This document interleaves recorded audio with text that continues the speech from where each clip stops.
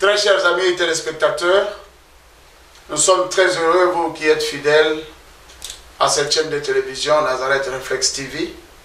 Comme vous le savez, Nazareth Reflex TV est né à partir de Proverbe chapitre 16, verset 20. Celui qui réfléchit sur les choses trouve le bonheur. C'est pourquoi nous avons créé ce plateau de la réflexion où nous recevons les éminents hommes de Dieu comme l'apôtre Jimmy qui est avec nous aujourd'hui. Nous allons essayer d'esquisser certains cas, certains sujets de réflexion que nous allons brandir au devant de vous pour que cela puisse vous aider dans la vie. Nous voulons d'abord être très reconnaissants envers Dieu qui nous a donné les moyens, les possibilités, les capacités, mais aussi les talents et les personnes disponibles et disposées, telles que notre bien-aimé Julien, qui dirige cette chaîne de télévision ici à Atlanta pour le compte de Nazareth Media, qui est une propriété de Nazareth Church, Not Ethnic Ministries. Voilà, nous sommes très heureux aujourd'hui de recevoir un éminent homme de Dieu, comme je vous le disais auparavant, notre apôtre Jimmy, qui est là avec nous. Nous voulons qu'il puisse, ne fût-ce que vous parler lui-même de lui, c'est-à-dire vous donner ce nom complet et pourquoi il est ici. Voici notre invité, l'apôtre Jimmy. Merci apôtre Rémi. Comme l'a bien dit l'apôtre, je réponds au nom de Jimmy Nembamba Kibongela. Je vis au Congo, je suis congolais, né au Congo, grandi au Congo, résigné seigneur au Congo, le ministère au Congo. Je suis apôtre, je suis venu en Amérique pour des raisons. Assister à une conférence pour le mise à niveau par rapport au ministère et puis profiter de ce temps pour me reposer, me détendre. Et voilà que Dieu, dans son amour, il m'a mis en contact avec l'apôtre Rémi. Et c'est tout ce que je peux vous dire. Merci beaucoup, apôtre et Jimmy. Vous êtes le bienvenu à Atlanta. Je vais préférer vous serrer la main en direct. Merci, voilà. apôtre. Merci beaucoup. Nous avons été très épris de votre présence. Vous êtes arrivé samedi soir en provenance de Tulsa, qui est dans Minnesota. En fait, c'est au nord des États-Unis. Et là, vous étiez venu pour une conférence. Oui, de la Donna Osborne. La Donna Osborne. Donc, c'était 70 ans d'anniversaire du ministère d'Osborne. Osborne, l'homme qui a marqué le Congo. Non. On peut dire que c'est lui le père même. Le père du réveil. Du réveil. Lui qui a pentecôtiste. Pentecôtiste. Au Congo. Et aussi un réveil non dénominationnel. Non dénominationnel. Voilà. C'est un homme vraiment qui a marqué le... À respecter. Je pense que si on pouvait penser au monument, je pense que les monuments ne sont pas interdits comme la Bible le dit. On mettrait une grosse pierre qui porterait le nom de Osborne par rapport au ministère, vraiment de l'évangile pur, sans dénomination et sans préférence de la personne qui n'était pas à l'avantage d'une personne, mais à l'avantage de Dieu pour la gloire de ce même Dieu. En tout cas, nous sommes très heureux de vous recevoir. Déjà dimanche, comme il est de coutume à Nazareth Church, on reçoit nos invités, on leur donne 10 minutes. Et c'est Julien qui avait modéré ce jour-là. On vous avait donné le micro. Vous avez parlé de la discipline. C'est un thème qui a beaucoup touché. Il y a des échos qui continuent à arriver à propos de ce message concernant la discipline. C'est vrai que la discipline se démontre aujourd'hui comme étant la clé du succès. Le succès de la réussite. Vraiment, nous sommes très heureux pour votre intervention dimanche. On ne peut pas trop nous atteler là-dessus parce que ça sera diffusé sur le chaîne de Nazareth Church. Pas Reflex TV, mais Nazareth Church. Voilà, nous vous remercions pour cela. Alors, nous voulons un peu savoir, apôtre Jimmy, votre vision. La vision de l'Église. L'Église comme telle, parce qu'on a un peu parlé de l'Église, Ecclésia. Votre vision de l'Église. Et vous êtes même l'auteur d'un livre qui parle un peu de l'Église. Mais pour vous, l'Église, c'est quoi? L'Église, c'est une entreprise de l'apôtre Jimmy, ou de l'apôtre Rémi, ou de l'apôtre Tamboluko, qui... bon, c'est quoi une Église? C'est une entreprise, c'est une nouvelle forme des entreprises pour faire de l'argent, des affaires ou quoi? C'est quoi l'église? J'aimerais bien que de votre bouche, parce que c'est un des membres de l'église qui nous a envoyé cette question. Yes. Ok, merci apôtre Rémi. Quant à la première question, en rapport à qu'est-ce que l'église, vous savez, l'église, comme on le dit en grec, ecclesia, el kaleo, les gens que Dieu a mis et a appris et mis à part. L'église, par rapport aux données bibliques, l'église est premièrement universelle. Quand on dit universelle, c'est une indivisible. L'église que le Seigneur Jésus-Christ a fondée.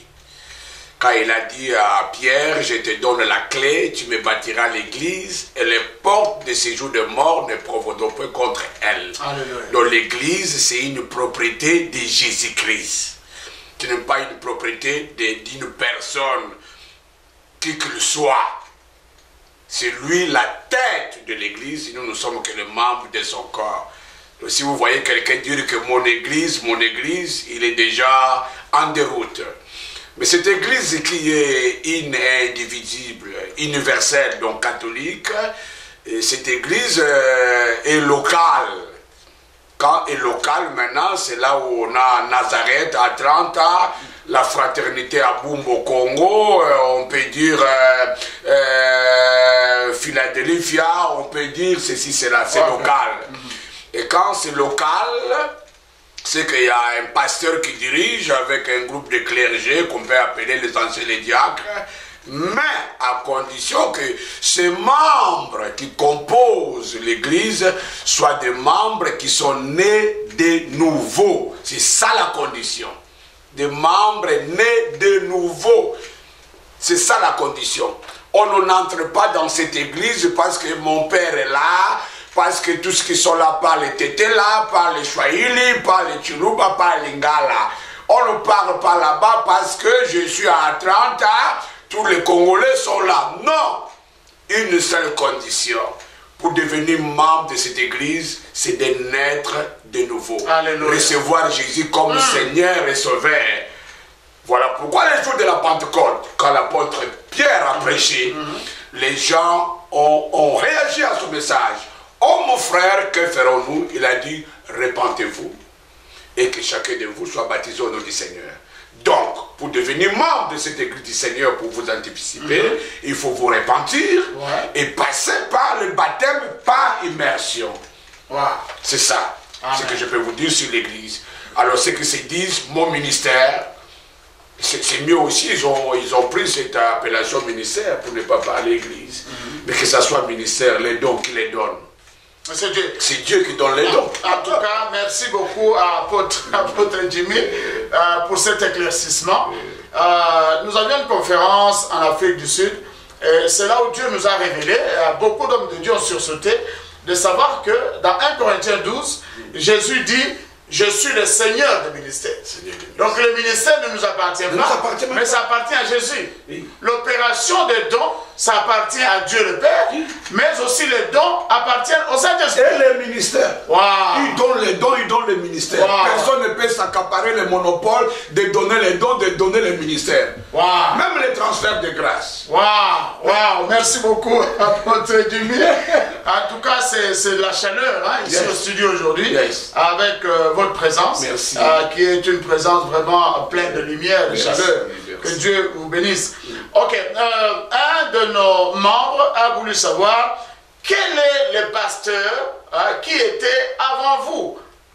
Du moins, il veut savoir qui est votre père, parce qu'il vous trouve tellement excellent et bon, il voudrait savoir qui est le père de celui-ci.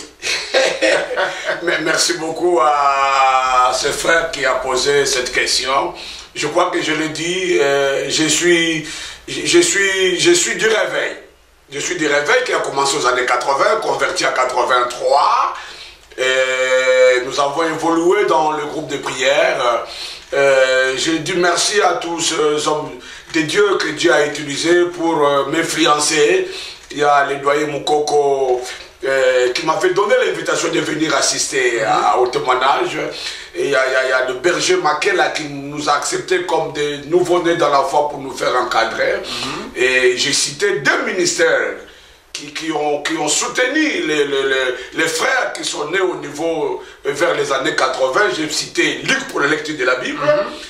C'était vraiment une école de formation, ainsi que le Campus pour Christ. Campus pour Christ. Okay.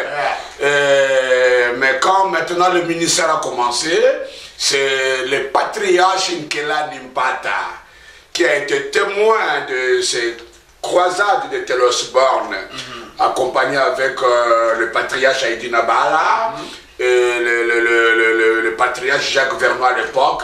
C'est lui mon père, mon mentor, mon coach. Et je viens de cette école des Assemblées de Dieu. Parce que de 83 à 87, on a fonctionné avec les structures de groupe de prière. Mais quand Dieu m'a donné la vision, de ce que vous dire, apôtre Rémi, je suis parmi les premiers frères à l'époque, au niveau de Bumbumakala Selembao. A décidé que le groupe de prière change en église. Gloire à Dieu. Ah ouais. Et à cette époque-là, quand j'étais en prière, Dieu me dit, je n'ai pas dit dans la Bible de créer des groupes de prière, mais des églises. Moi je viens, je dis aux frères, Dieu me convainc, changeons groupe de prière à l'église. Et c'était de la pagaille, c'était de l'opposition des autres groupes de prière qui aimeraient rester dans cette structure-là. Mais moi j'avais franchi le pas. Et maintenant, quand il fallait chercher comment évoluer, à cette époque-là, on n'avait pas étudié, on n'avait pas de théologie, donc il n'y avait pas moyen de fonder une communauté. Mais il y a quand même des règles, des conditions pour avoir la présence juridique. C'est comme ça que je suis entré dans les Assemblées de Dieu. En 88, Papa Nkela Nimpata m'a reçu comme fils. Et jusqu'aujourd'hui, c'est lui qui m'encadre. Donc, j'ai fait 20 ans comme pasteur d'une église locale des Assemblées de Dieu. Et c'est là où j'ai étudié à l'Institut biblique, à l'Institut supérieur de théologie, et pour devenir bibliste et théologien, et pentecôtiste évangélique. Et dès 2006, et quand Dieu m'a convaincu de prendre moi-même les ailes, et c'est comme ça, j'avais obtenu la personnalité juridique de ma communauté, qui se dénomme Homme-Sam, F missionnaire pour le salut des âmes dans le monde. C'est depuis maintenant 2006 où j'œuvre maintenant comme une confession religieuse indépendante. Alors, mais vous êtes quand même resté fidèle à votre mentor, Papa Nkela. Même pour venir ici, je suis allé lui dire, papa, je sors. C'est lui qui m'a ordonné apôtre. Je suis toujours sous ses pieds pour apprendre de cet homme de Dieu. Mais comment un grand homme de Dieu comme vous allez toujours rester fidèle à Papa Nkela? Papa Rémi, oui. Dans la Bible, il y a le principe l'inférieur est toujours béni par les supérieurs. C'est dans le monde francophone où les gens se trompent des choses. Le principe de Dieu. La Bible dit aussi longtemps Moïse était appelé par Dieu. Il était serviteur de Dieu. Josué était serviteur de Moïse. Wow. Jusqu'au jour où Moïse devait partir pour que Josué devienne serviteur de Dieu. Amen. Donc dans le monde anglophone, moi j'ai appris ça. Le respect du coaching et du mentoring. Amen. Comment je peux me dire être égal à ces papas Nkela aujourd'hui qui doit avoir 88 ans d'âge et plus de 5 ans dans le ministère. Ouais. L'homme qui a été témoin de voir Telosborn et de recevoir cette grâce. Donc j'apprends de lui. Il est resté fidèle. Ils ont fait 50 ans de mariage avec sa femme. La femme, maman est partie. Papa est resté veuf. Papa, depuis qu'il a commencé à prêcher l'évangile, 55 ans, il n'a pas changé d'évangile. Il est resté dans cet évangile du salut, du croire. Alors, rien ne l'a bougé. Rien ne l'a bougé. Même l'argent. Jusque-là, il prêche. Même le succès. D'avance, vous serez bénis. Il vient d'éditer son premier livre. Et je crois que ça sera baptisé, c'est 23, 24, 25. Et dès que je rentre, je serai parmi les gens qui vont pousser pour que ce livre soit sur Internet. Et puis le deuxième livre, là, je suis parmi ceux qui vont être dans les laboratoires où il va témoigner. Parce que c'est l'unique icône que nous sommes restés avec au Congo. Aïdina Bala est mort, paix à son âme. Patriarche Jacques Vernois est mort, paix à son âme. Papa Kelani est resté les seul. Donc, s'ils partent sans pour autant nous parler du réveil, nous aurons des gens qui vont se lever comme des syndromes de Melchizedek, réclamer les titres de père des réveils, alors ils n'ont pas été là où les réveils ont commencé. En tout cas, je vous remercie. Tous nos compliments à Papa Kelani. Merci. Et surtout nos respects. Ça va arriver. Parce qu'il a tenu bon jusqu'à aujourd'hui. Nous sommes très très reconnaissants là-dessus. Mais aussi, une seule chose, nous allons continuer à prier Dieu pour que notre population, surtout les serviteurs de Dieu, soient de bons lecteurs. Lorsque le livre est signé, pasteur du pays, évêque du pays, serviteur de Dieu du pays, qu'il puisse arriver non simplement à acheter, mais à le lire et surtout aussi à le suivre. Que Dieu vous bénisse. Ok, nous sommes très heureux pour ce grand témoignage de l'homme de Dieu qui vous a encadré et qui a fait de vous aujourd'hui un homme de Dieu, en tout cas respectueux. Mon modèle. Qui a gardé ce principe et qui a gardé quand même ce roue sur les rails. Ok, que Dieu vous bénisse. Et maintenant, nous voulons aussi, la question est venue aussi d'un de nos membres qui dit, quelle est la différence que vous, en tant qu'un ancien dans le ministère, dans l'œuvre de Dieu, dans l'œuvre de l'évangile, dans les progrès de l'Église depuis les années 80 jusqu'à aujourd'hui, quelle est selon vous la différence frappante qui caractérise la différence entre les deux époques? Ok. La différence entre les deux époques, nous disons que les conversions des années 80 jusqu'à 90, je le mets au profit de ce que nous appelons les discipulats adéquats. Les discipulats adéquats. C'est ce que l'Église aujourd'hui a perdu. C'est ce qui fait que les conversions après 90, 2010 ne tient pas vraiment droit. Parce que vous verrez que toute cette génération qui sont nés du réveil de 80 jusqu'à 90, ce sont eux qui sont devenus des serviteurs de Dieu, pour ne pas parler de grands serviteurs de Dieu. Amen. Après nos papas, patriarche André Verneau, à qui nous on allait écouter dans des récollections qu'il organisait là où il y avait là où on vendait des Bibles, les lieux où on vendait des Bibles là en ville, là il faisait certaines conventions à Isikine là-bas, où là c'est devenu maintenant une institution de théologie là-bas, c'était biblique à l'époque. On suivait ces hommes-là, on suivait les Bakelani, on suivait les Haïti là-bas là. Et avec le ministère de Campus pour Christ et Ligue pour la lecture de la Bible, les disciples avaient sa place. Parce que vous devez comprendre ce que la Bible dit dans Éphésiens. Dans Éphésiens chapitre 4, verset 7 jusqu'au verset 11, il a pris des hommes comme captifs, il les a donnés comme des dons à l'Église. Pourquoi?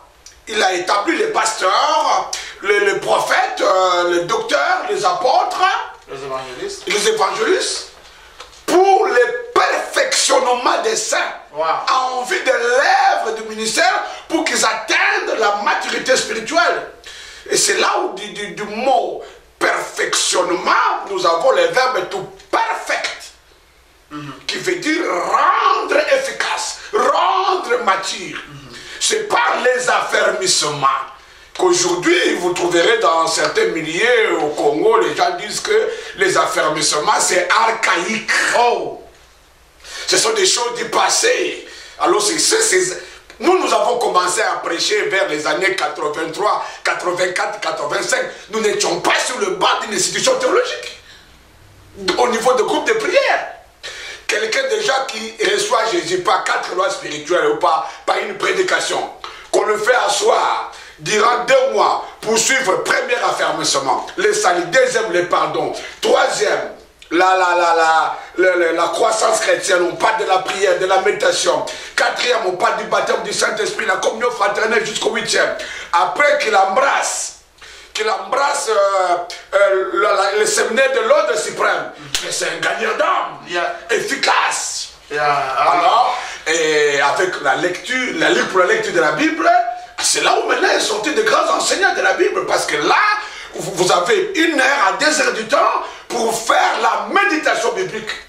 Et il faut aussi reconnaître les lecteurs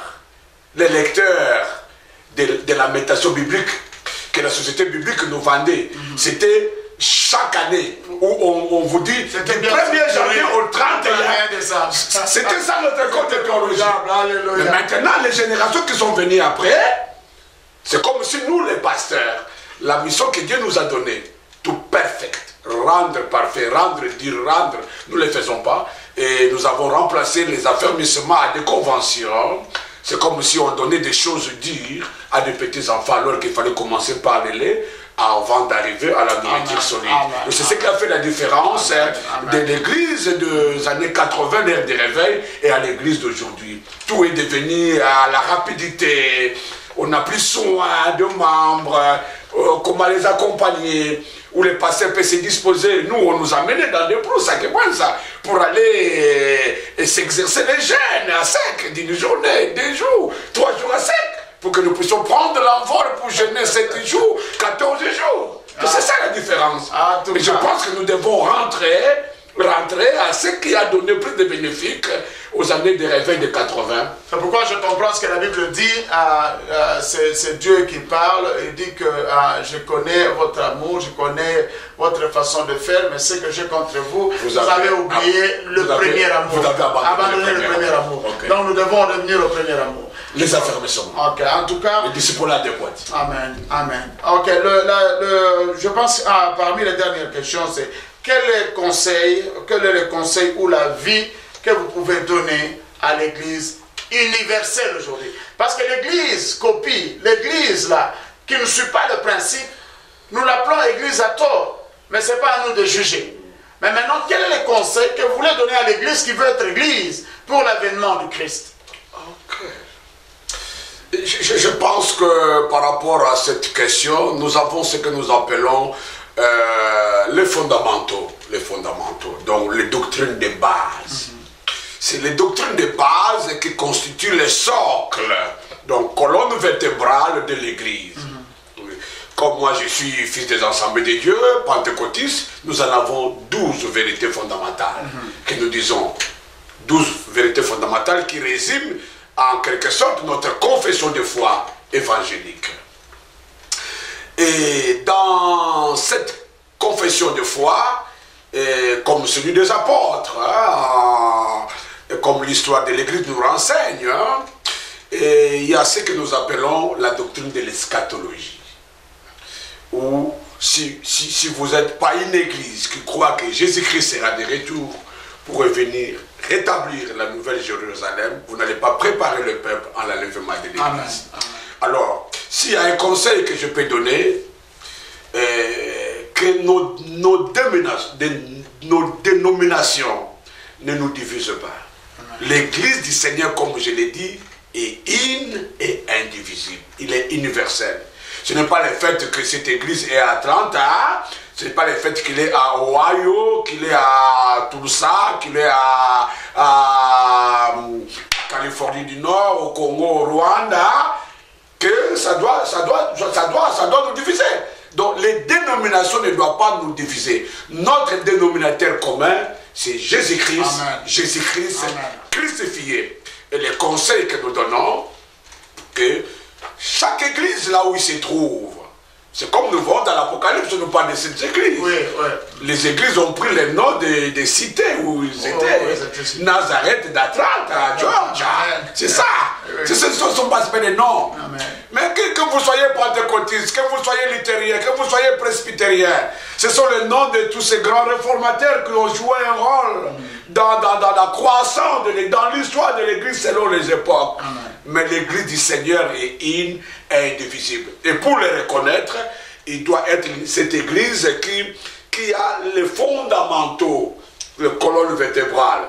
Par exemple, si vous allez me dire que cette église qui ne croit pas à Jésus-Christ, il n'est pas église. Cette église où le pasteur a accepté le culte de la personnalité. Vous avez des églises où maintenant les fidèles s'agenouillent devant le pasteur, où les fidèles portent l'effigie du pasteur, où les fidèles, le nom de Jésus-Christ semble être effacé dans notre église. On commence à dire, je prie au nom de Dieu de mon pasteur Olembo. Wow. Le nom de Jésus, il semble, vous pouvez faire un culte du début jusqu'à la fin, on cite pas le nom de Jésus. Au nom je l'ai dit dans une des veillées de Sangomalam. Qui est Jimmy Nembamba? Celui qui est venu de la brousse, du banditisme et de la toximanie pour que vous priez en son nom. Oh non, l'Ancien Testament, on parle du Dieu d'Abraham. Au Dieu d'Abraham, on l'a d'Isaac, d'Israël, Jésus n'était pas encore né.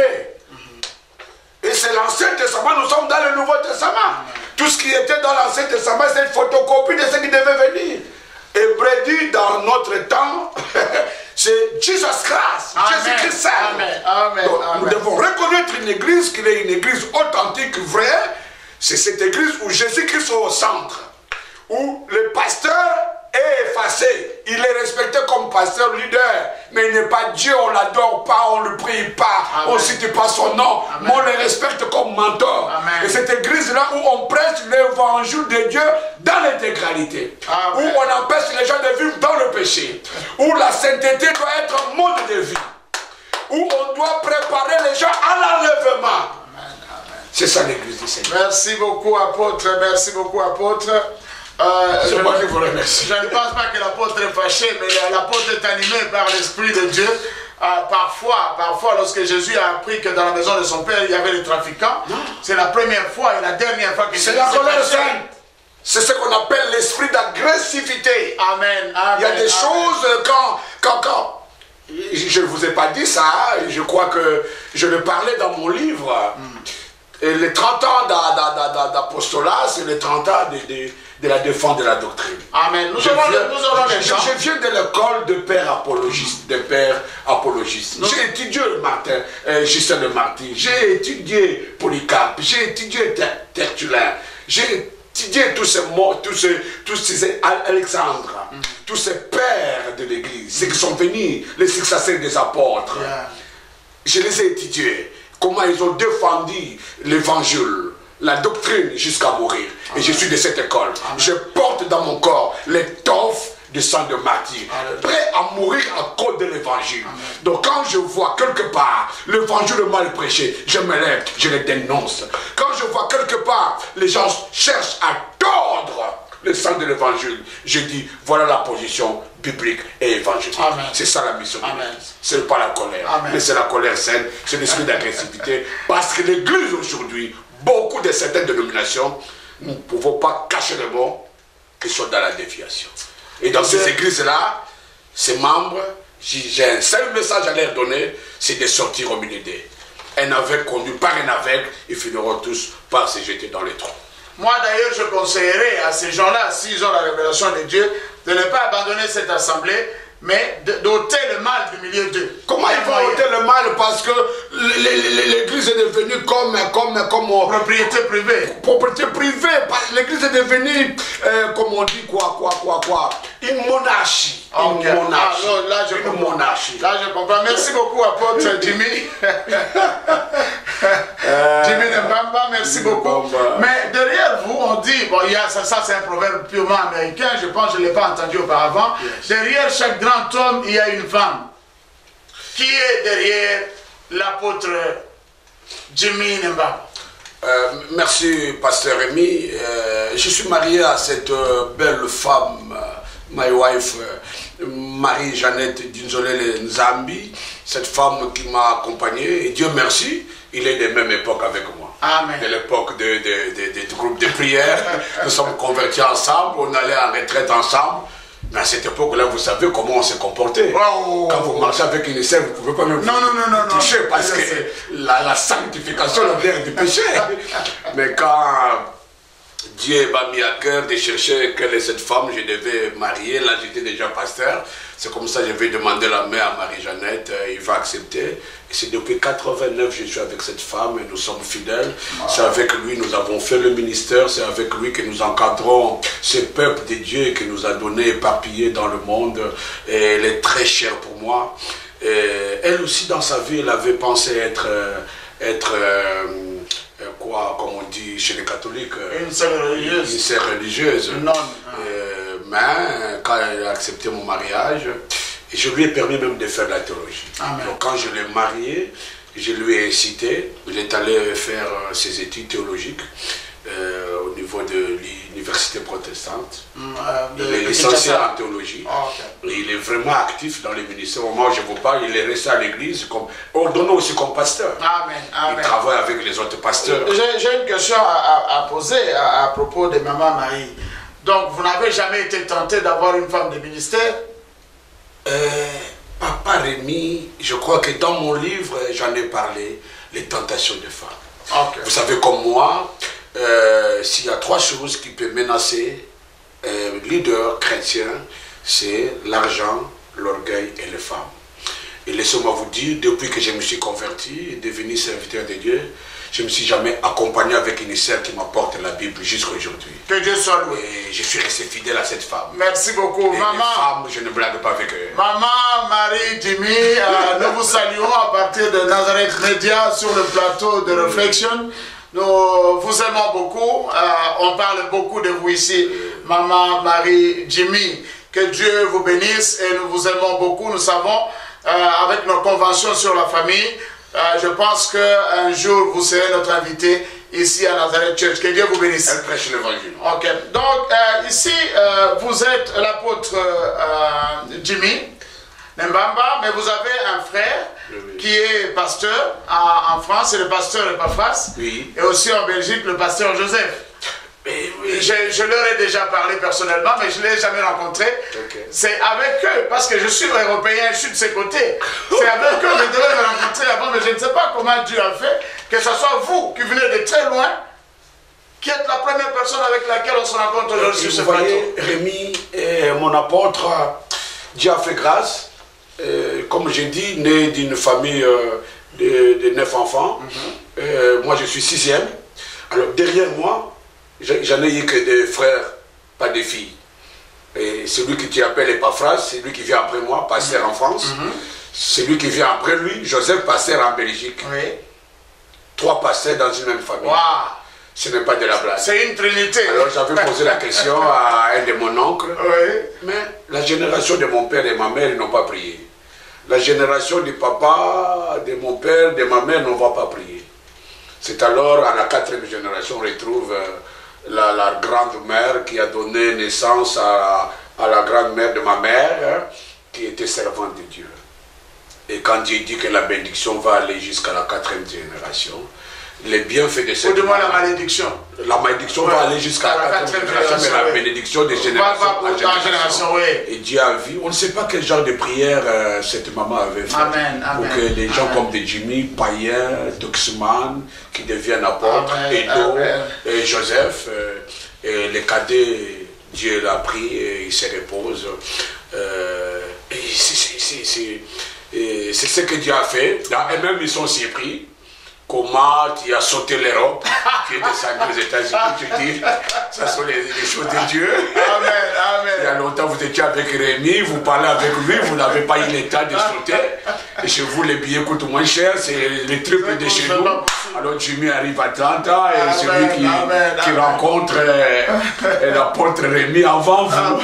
Donc c'est à vous maintenant d'emboîter le pas, l'Europe. Merci Dieu, notre Dieu est un Dieu d'ordre. Vous êtes l'aîné et ils vont suivre. Espérons que ça sera Epaphras le prochain visiteur à Nazareth Church. Nous vous remercions beaucoup. Et je suis très reconnaissant envers Dieu parce qu'au travers vous, j'ai pu, après longtemps, depuis 2000, je pense que c'était 2002, 2003, que j'ai rencontré pour la dernière fois l'apôtre Tambulu Koki. Nous étions en Allemagne, où nous avons ordonné un de nos frères comme apôtre, et celui qui était en charge.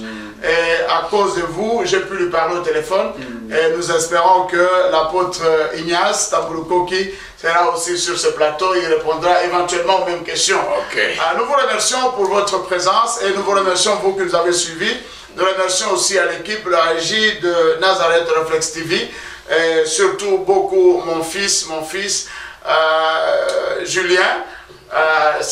Nous avons beaucoup de choses à dire à propos de cet enfant. Que Dieu vous bénisse et que Nazareth Reflex TV ait un grand avenir devant lui. Et nous bénissons Dieu pour tous ceux qui peuvent supporter ces projets de réflexion. Ce sont des thèmes de réflexion que nous débattons sur ce plateau. Que Dieu vous bénisse, c'est bien de bonnes choses à vous tous. et à la prochaine. Merci beaucoup.